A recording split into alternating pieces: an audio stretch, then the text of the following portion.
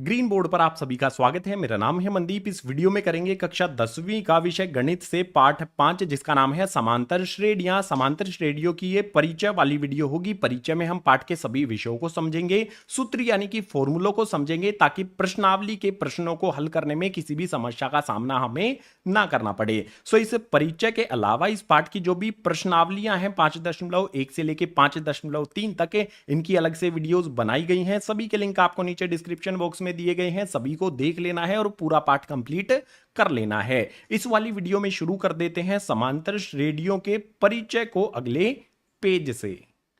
पाठ का नाम है समांतर श्रेणियां। तो आपको सबसे पहले पाठ में बता देता हूं, जो भी समांतर श्रेणियां हैं इनको इंग्लिश में कहा जाता है अर्थमेटिक प्रोग्रेशन। इसकी शॉर्ट फॉर्म AP इस्तेमाल की जाती है, इस बात का आपने ध्यान रखना है। हिंदी मीडियम वाले छात्र भी इसको कह सकते हैं AP यानी कि अर्थमेटिक प्रोग्रेशन। ठीक है, जहां पर भी मैं बात करूंगा AP की तो उसका अर्थ होगा अर्थमेटिक प्रोग्रेशन यानी कि समांतर श्रेणियां। अब समांतर श्रेणियां होती क्या है या फिर कहूं AP क्या होती है, परिभाषा से समझते हैं, उसके बाद उदाहरण भी ले लेंगे। सबसे पहले यहां पर हमें दिया गया है संख्या या वस्तुओं की एक विशेष क्रम में व्यवस्था ताकि उनके बीच का अंतर समान हो। जो भी हमारी संख्याएं होती है ना, उनकी एक विशेष क्रम में व्यवस्था की जाती है ताकि उनके बीच में जो भी अंतर है वो समान रहे, बराबर रहे, तो उसको कहा जाता है समांतर श्रेणियां यानी कि AP। परिभाषा से अगर कुछ समझ में नहीं आया है तो उदाहरण से बहुत आसानी से इस चीज को आप समझ पाओगे।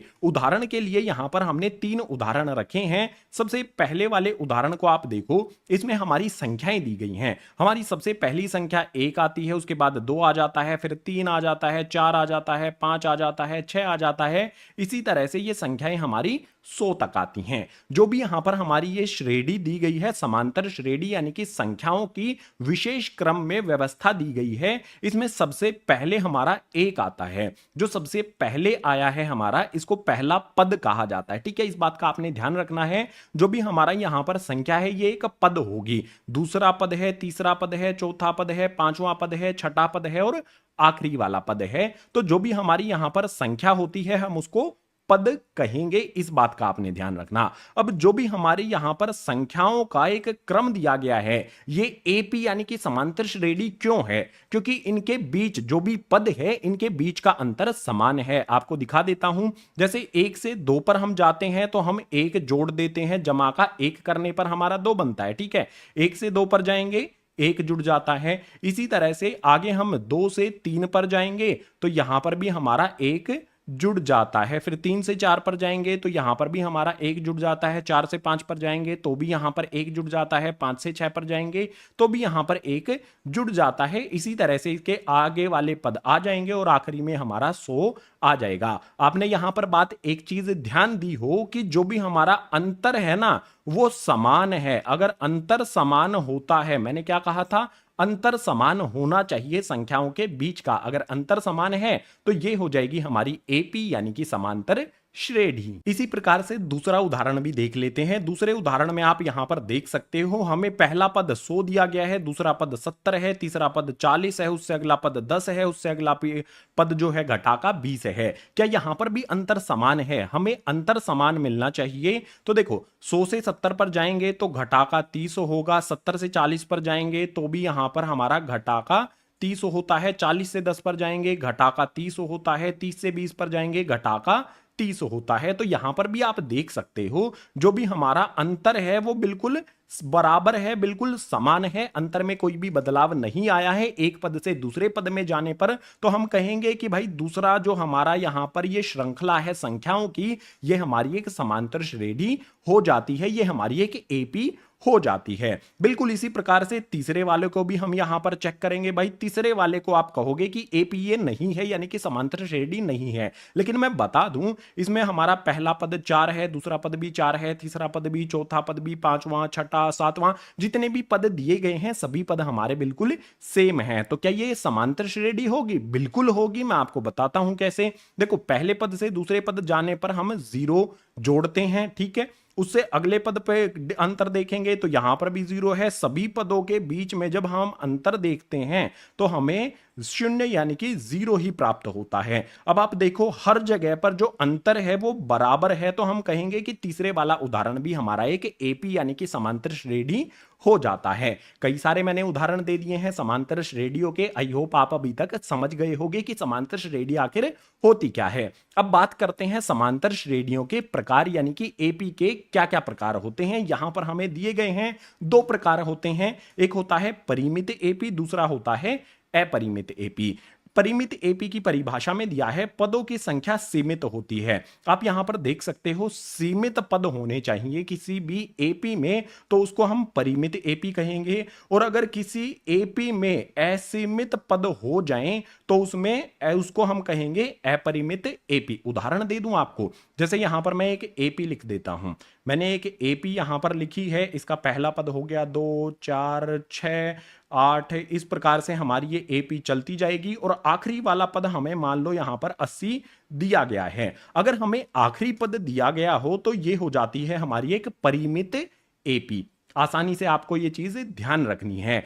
वो एपी जिसमें पदों की संख्या हमें पता हो उसको हम कहते हैं परिमित एपी, और वो एपी जिसके पदों की संख्या असीमित होती है, अनगिनत होती है, तो उसे कहते हैं अपरिमित एपी। अब अपरिमित एपी को कैसे पहचानना है वो आपको उदाहरण से समझा देता हूं। देखो एक एपी यहां पर मैं लिखता हूं, जो एपी मैं यहां पर लिख रहा हूं आपको बताना है कि इसमें पदों की संख्या कितनी है। इस एपी में हमारे पास 3 आता है, फिर 6 आता है, फिर 8 आता है, सॉरी 6 के बाद 9 आएगा यहां पर, ठीक है 9 आएगा, फिर यहां पर 12 आ जाता है, और ये एपी इसी तरह से आगे चलती रहती है। इसमें आखिरी पद नहीं दिया गया है, तो आगे कितने भी पद, इस इन बिंदुओं को लगाने का अर्थ होता है आखिरी में कि इसमें अनगिनत पद आगे की तरफ आ जाते हैं। तो इस प्रकार की जो एपी होती है उसको कहा जाता है अपरिमित एपी। मैंने ऊपर आपको यहां पर जो 3 उदाहरण दिए हैं इसमें से भी आप पहचान सकते हो, जिसका आखिरी पद हमें दिया गया है ये हो जाएगी परिमित एपी, और जिसमें आखिरी पद यहां पर हमें नहीं दिए गए हैं ये हो जाएगी हमारी अपरिमित एपी। आसान आसान चीजें जो थी एपी से संबंधित सारी इस वाले पेज पर हमने समझ ली हैं। अब कुछ महत्वपूर्ण विषय और समझने हैं, उनके लिए चलते हैं अगले पेज पर।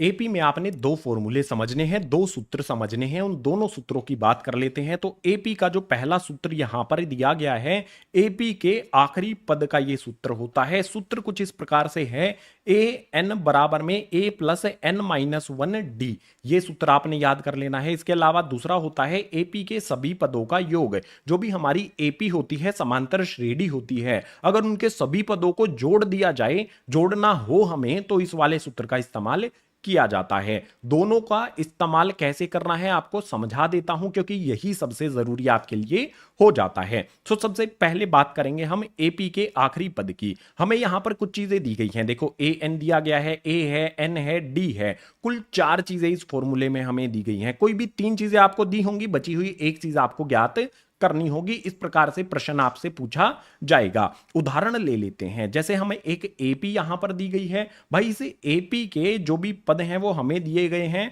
और इसमें क्या कहा गया है, आखिरी वाला पद ए 12 है। यहां पर जो हमारा है 12 लिखा गया है। हम आखिरी पद कैसे लिखते हैं, आखिरी पद लिखते हैं हम ए एन, यानी कि जो एन है इसका मान कितना हो गया, यहां पर 12 हो गया। ठीक है, अब जो भी एपी है इसमें जो भी इंफॉर्मेशन दी गई है उसको लिख लेते हैं। ए क्या होता है भाई, हमारा सबसे पहला पद जो हमें 5 दिया गया है इसके सामने लिख लेते हैं। इसके बाद डी का मान हमें ज्ञात करना होगा। डी का मान मैंने कैसे बताया था ज्ञात करना, कि भाई जब भी हमें डी ज्ञात करना हो तो A2 माइनस ए हमें कर लेना है, यानी कि दूसरे पद में से पहले पद को घटा लो। भाई इसमें दूसरा पद 8 दिया गया है, इसमें से पहले पद 5 को घटा लेंगे तो यहां पर आ जाएगा हमारा 8 घटा में 5।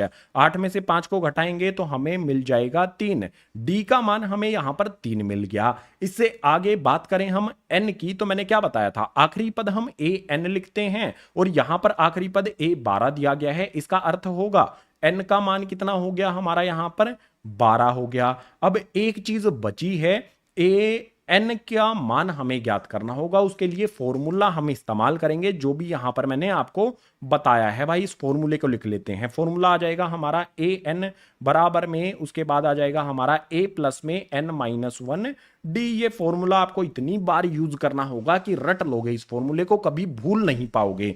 सो अब वैल्यू पुट करते हैं। जहां पर हमारा ए है, देखो यहां पर हमारा ए एन है ना, तो ए हमारा ऐसा का ऐसा आ जाएगा। उसके बाद जो एन है उसका मान कितना है भाई, 12 है, तो यहां पर आ जाएगा हमारा 12 बराबर में। अब जो हमारा यहां पर ए आया है उसका मान कितना है, 5 है, तो यहां पर हमारा 5 आ गया, जमा में n का मान है 12 और d का मान है 3, तो n जो भी हमारा आया है उसके स्थान पर 12 घटा का एक ऐसा का ऐसा, और d के स्थान पर हम 3 रख देंगे। इसको हल कर लो तो हमें 12वां पद जो AP का है वो मिल जाएगा। इसको हल करते हैं भाई, 5 उसके बाद जमा में 12 में से 1 घटाएंगे यहां पर, तो हो जाएगा हमारा 11, और उसके बाद 3 आ जाएगा। इसको हल करेंगे, 5 जमा में 11 को 3 से यहां पर गुना किया जाएगा, तो ये हो जाएगा हमारा यहां पर 33 से 5 जमा में 33 करेंगे तो ये हो जाएगा हमारा 38। यानी कि जो भी आखिरी पद है हमारा इस AP का A12, 12वां पद आखिरी है, ठीक है, तो A12 हमारा कितना मिल जाता है हमें, 38 यानी कि 38 मिल जाता है। इस प्रकार से आपने हल कर लेना है जो भी प्रश्न दिया गया होगा उसको। अब अगर आपसे पूछ लिया जाए कि भाई जो भी हमारी ये AP है इसके सभी पदों का जोड़ कितना होगा, उसके लिए आपने फॉर्मूला इस्तेमाल करना है S बराबर में n बटा 2 2a plus n minus 1 d।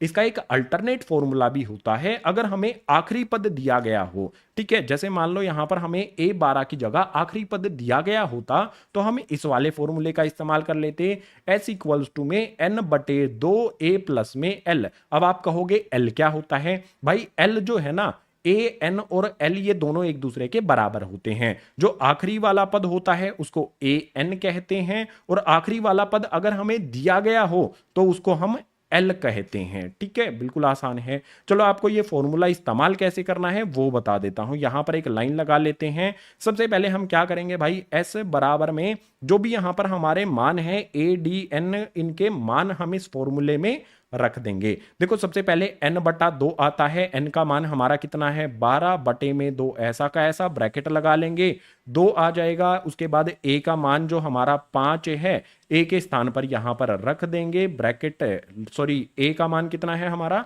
5 है, तो यहां पर हमने 5 रख दिया, जमा का निशान लगा करके n का मान कितना है भाई, देखो n घटा में 1 आया है ना, तो n का मान आ जाएगा 12 घटा में 1। उसके बाद जो भी d है हमारा उसका मान हमें रख देना है, d का मान d के स्थान पर हमें रख देना है, जो आ जाएगा यहां पर 3, ब्रैकेट बंद करके इसको हल कर लेना है। हल करने में सबसे पहले क्या किया जाए भाई, ऊपर 12 दिया गया है, नीचे 2 दिया गया है, तो भाई काट देते हैं, 2 से 6 पर ये कटेगा, काटने पर हमें मिलेगा यहां पर 6, ब्रैकेट के अंदर वाली वैल्यूज को सोल्व कर लेते हैं। 2 को 5 से गुना करेंगे 10 हो जाएगा, उसके बाद जमा का निशान लगा लेंगे, 12 में से 1 को घटाएंगे तो ये हो जाएगा 11, उसके बाद 3 हमारा ऐसा का ऐसा रहेगा, इसको यहां पर आ जाएगा हमारा 6, उसके बाद देखो 10 हमारा यहां पर ऐसा का ऐसा आ जाएगा, जमा में हमारा 11 को 3 से गुना करने पर कितना हो जाएगा यहां पर 33, ब्रैकेट बंद करेंगे, हल करेंगे, 6 हमारा ऐसा का ऐसा, 10 जमा में 33 करेंगे तो ये हो जाएगा हमारा यहां पर 43।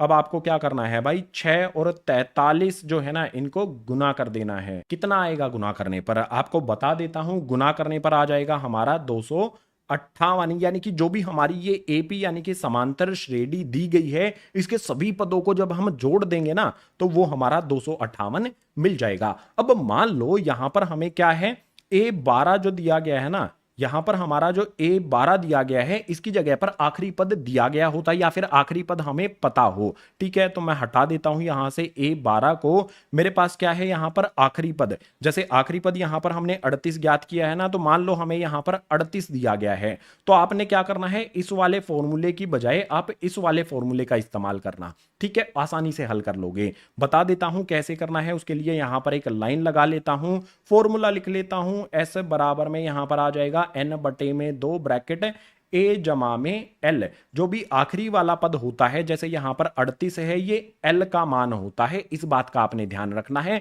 बाकी सभी मान तो आपको पता ही है। जो भी हमारा n है वहां पर आ जाएगा 12 बटे में 2, a का मान आ जाएगा हमारा 5, जमा में l कितना यहां पर है, देखो आखिरी वाला पद हमारा कितना है 38 है, तो यहां पर 38 रख देंगे। अब इसको हल कर लेंगे, ऊपर नीचे यहां पर 12 और 2 हैं, इनको काटा जा सकता है, काटने पर हमारा 6 आ जाएगा। हल कर लो भाई, यहां पर हमारा 6, 5 जमा में 38 है, ये हो जाएगा हमारा 43। कुछ यही सिचुएशन हमें मिल गई है। 6 गुना में 43, 6 गुना में 43 करेंगे तो हमारा उत्तर आ जाएगा 258। इस प्रकार से आपने हल करना है एपी के प्रश्नों को। आपको सिर्फ 2 फॉर्मूले बहुत जरूरी है याद करने, एक तो ये वाला फॉर्मूला, दूसरा ये वाला फॉर्मूला। अगर आखिरी वाला पद पता है तो इस वाले फॉर्मूले का भी आप इस्तेमाल कर सकते हो। अगर आपने इन फॉर्मूलों को समझ लिया, इन फॉर्मूलों से संबंधित 4-5 एग्जाम्पल सोल्व कर लिए, तो भाई प्रश्न में जब भी आप एग्जाम देने जाओगे उस प्रश्न पत्र में एपी का कोई भी सवाल आ गया, 5 नंबर का भी सवाल आता है, उसको भी बेहद आसानी के साथ आप हल कर दोगे। सो इस एपी के जो भी परिचय था समांतर श्रेणियों का वो हो जाता है कंप्लीट। उम्मीद करूंगा सभी वीडियो आपको समझ आई होगी। अगर समझ आई है तो इस वीडियो को लाइक कर देना है, अपने सभी क्लासमेट्स के साथ इस वीडियो को शेयर कर देना है, और जो भी नए विद्यार्थी आते हैं चैनल पर, चैनल को सब्सक्राइब भी कर देना है। जो भी कक्षा 10वीं की हिंदी माध्यम वाली वीडियोज हैं, गणित की, विज्ञान की, इसी तरह से चैनल पर आती रहेंगी। इसके अलावा पाठ परिचय के अलावा जो भी पाठ की प्रश्नावलियां हैं, प्रश्नावली 5.1, प्रश्नावली 5.2 और प्रश्नावली 5.3 है, इनकी अलग अलग वीडियो बनाई गई हैं। सभी के लिंक आपको नीचे डिस्क्रिप्शन बॉक्स में दिए गए हैं, सभी को देख लेना है और अच्छी तरह से समझ लेना है। सो इस वीडियो में इतना ही, मिलूंगा मैं आपसे इसी तरह की अगली वीडियो में।